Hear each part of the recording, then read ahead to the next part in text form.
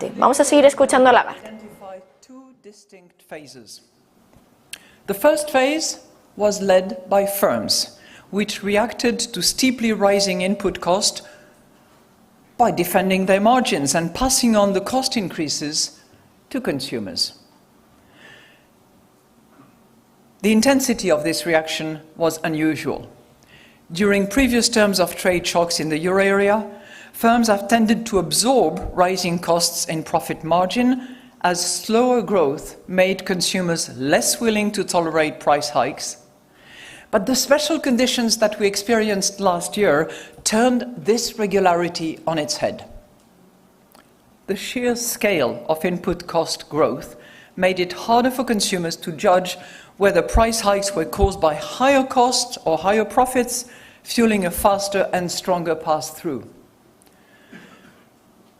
As this was not enough at the same time, pent-up demand in reopening sectors, excess savings, expansionary policies, and supply restrictions brought on by bottlenecks gave firms more scope to test consumer demand with higher prices.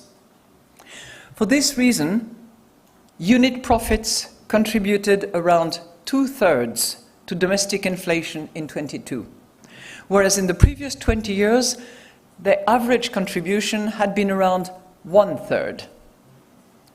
This, in turn, led to the shocks feeding into inflation much more quickly and more forcefully than in the past. This first phase, however, is now starting to wane.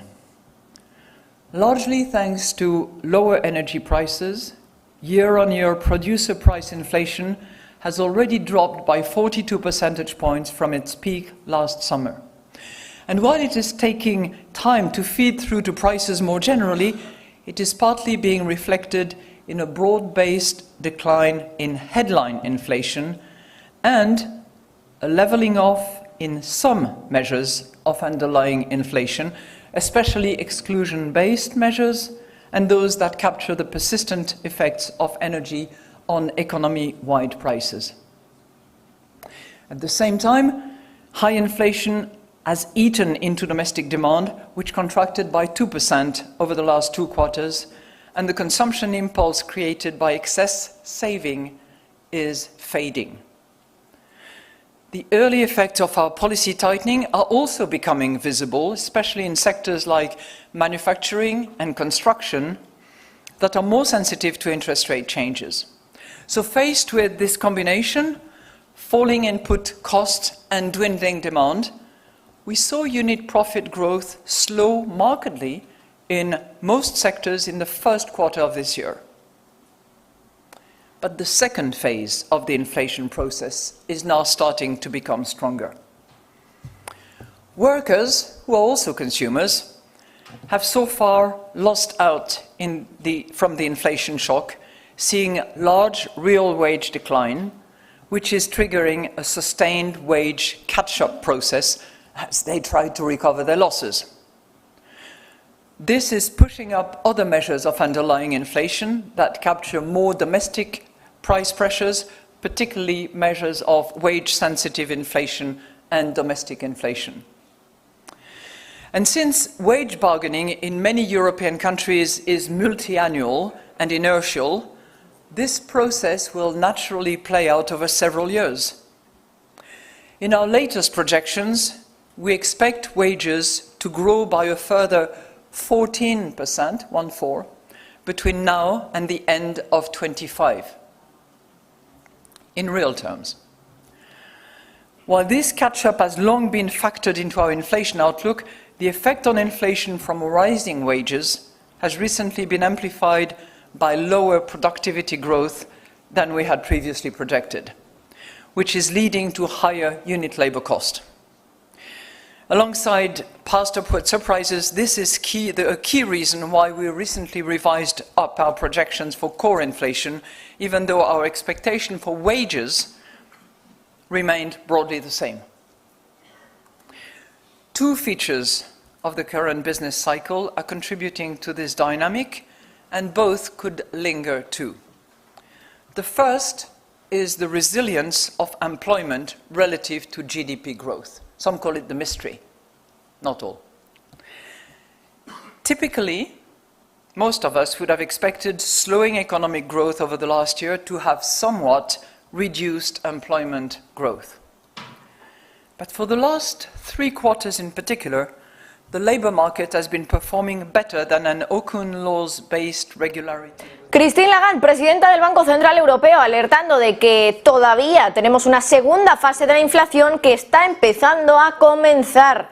No sé si se refiere muy bien a efectos de segunda ronda, pero tiene toda la pinta desde luego, porque está hablando de cómo los salarios están subiendo y de cómo esto pueda acabar afectando sobre todo a la inflación subyacente. ¿Qué dice Christine Lagarde? Dice: la primera fase de la inflación, la fase donde también esos ahorros en exceso que se habían producido durante la pandemia estaban ayudando, sirviendo como combustible para esa inflación, una inflación por cierto también muy derivada de los precios de la energía. Esa primera fase ya está desvaneciéndose, dice Christine Lagarde, pero dice que la segunda fase todavía está empezando a comenzar y que se está cada vez volviendo como algo más fuerte. También dice, al final los trabajadores hasta ahora han perdido mucho poder adquisitivo por culpa del shock de la inflación y han visto cómo sus salarios reales han caído. Y dice, claro, al final esto va a hacer que los salarios suban. Sin ir más lejos, ayer Alemania se estaba planteando subir el salario mínimo un 3%. Y dice Christine Lagarde, según nuestras proyecciones, los salarios van a subir un 14% de aquí a 2025, es decir, en 2 años un 14% de subida. Ahí es nada, desde luego, una cantidad bastante importante. Dice, al final, los efectos de la inflación por culpa de estas subidas en los salarios se amplifican por el hecho de que ahora, dice, el Banco Central Europeo ha detectado una cosa más, que es un menor crecimiento de la productividad de lo que habían proyectado anteriormente. Y dice que es este factor, unido a lo que ya esperaban, que era ese aumento en los salarios, el que ha provocado que el Banco Central Europeo haya aumentado esa proyección, esa estimación de inflación subyacente de cara a los próximos años, algo que desde luego cuando el Banco Central Europeo se reunió era lo que a todos nos sorprendía, desde luego, negativamente por supuesto, porque el BCE todavía esperaba una inflación subyacente bastante alta de cara a los próximos años. Seguimos escuchando a Lagarde.